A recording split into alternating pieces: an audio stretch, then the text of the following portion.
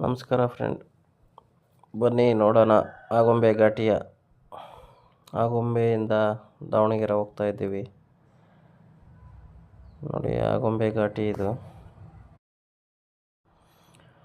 ಈ ರೋಡಲ್ಲಿ ಆದಷ್ಟು ಸ್ವಲ್ಪ ನಿಧಾನ ಹೋಗ್ತಾ ಇರಿ, ಯಾಕಂದರೆ ಕೋತಿಗಳು ತುಂಬ ಇದೆ ಈ ರೋಡಲ್ಲಿ.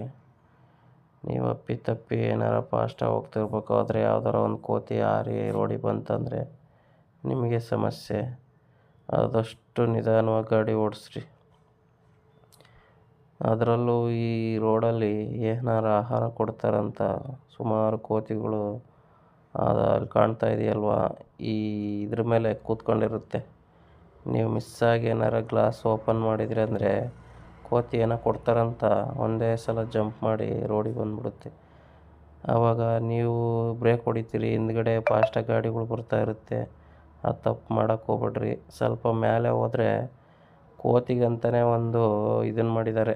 ಇಲ್ಲಿದೆ ನೋಡಿ, ಈ ಕೋತಿ ಕಾಣ್ತಾ ಇದೆಯಲ್ಲ, ಇಲ್ಲಿ ಕೆಳಗಡೆ ಸ್ವಲ್ಪ ಡೌನಲ್ಲಿ ಕೋತಿ ಆಹಾರ ಹಾಕಿ ಅಂತ ಒಂದು ದೊಡ್ಡದಾಗೆ ಒಂದು ಡಸ್ಟ್ಬಿನ್ ಮಾಡಿದ್ದಾರೆ. ಅದರಲ್ಲಿ ಹಾಕಿ ಏನೇ ಹಾಕೋದಾದ್ರು ಎಲ್ಲಿ ಬೇಕಲ್ಲಿ ರೋಡಲ್ಲಿ ಹೋಗ್ಬೇಡ್ರಿ, ಕೋತಿಗಳಿದೆ ಅಂತ.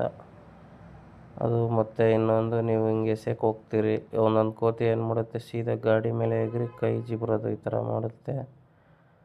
ಆದಷ್ಟು ನೀವು ಆಹಾರಲ್ಲಿ ಹಾಕೋಕೆ ಹೋಗ್ಬೇಡಿ.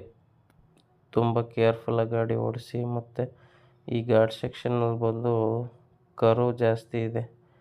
ಗಾಡಿಗಳು ತುಂಬ ಈ ಮೇಲಿಂದ ಬರಬೇಕಾದ್ರೆ ತುಂಬ ಫಾಸ್ಟಾಗಿ ಬರ್ತಾ ಇರ್ತವೆ. ಇಮಿಡಿಯೇಟ್ಲಿ ಟರ್ನ್ ಮಾಡ್ತಾರೆ. ನೋಡ್ಕೊಂಡು ಗಾಡಿ ಓಡಿಸ್ಬೇಕು ಈ ರೋಡಲ್ಲಿ ಮಾತ್ರ. ಲಾರಿಗಳಿಗೆ ಅವಕಾಶ ಇಲ್ಲ ಈ ರೋಡಲ್ಲಿ, ಬರೀ ಕಾರ್ ಅಷ್ಟೇ, ದೊಡ್ಡ ದೊಡ್ಡ ಟ್ರಕ್ ಗಾಡಿಗಳಿಗೆಲ್ಲ.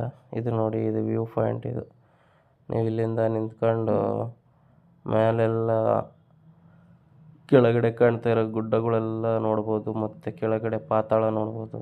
ನೋಡ್ರಿ, ಇಲ್ಲಿ ಕಾಣ್ತಾ ಇದೆಯಲ್ಲ, ಇದು ಈವ್ನಿಂಗ್ ಟೈಮ್ ನಾವು ಹೋಗಿದ್ದು, ಬಟ್ಟು ಅಷ್ಟೇ ನೋಡೋಕ್ಕೆ ವ್ಯೂ ಚೆನ್ನಾಗಿ ಕಾಣಲಿಲ್ಲ.